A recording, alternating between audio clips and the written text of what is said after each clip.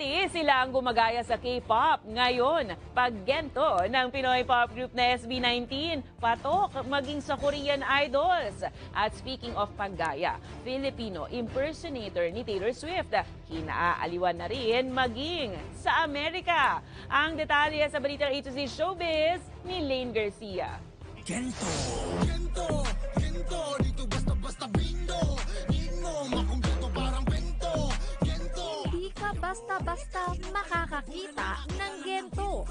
Dahil ang dance craze na pinasikat ng ating Pinoy pop group na SB19, hit na hit ngayon sa mga K-pop idol.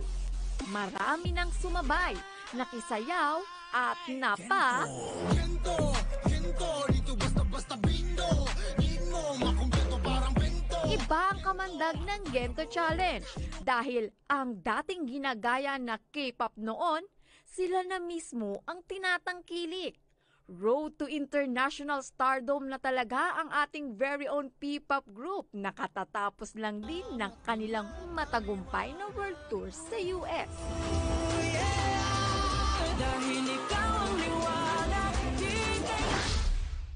Samantala, Queen Taylor Swift slay again. Patuloy na gumagawa ng ingay internationally ang Filipino drag queen na si Mac Coronel o mas kilala sa stage name na Taylor Swift. Na-featured lang naman ang ating bida sa US morning show na Good Morning America. Kasunod ng kanyang mga viral performance kung saan ini-impersonate niya lang naman ang American singer-songwriter na si Taylor Swift.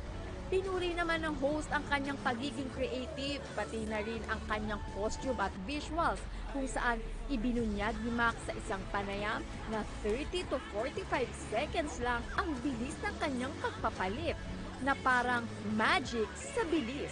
Hindi ito ang unang pagkakataon na na-notice si Taylor Swift ng Media International dahil maging ang Rolling Stone at Pop Crave ay ilan sa mga napahanga niya.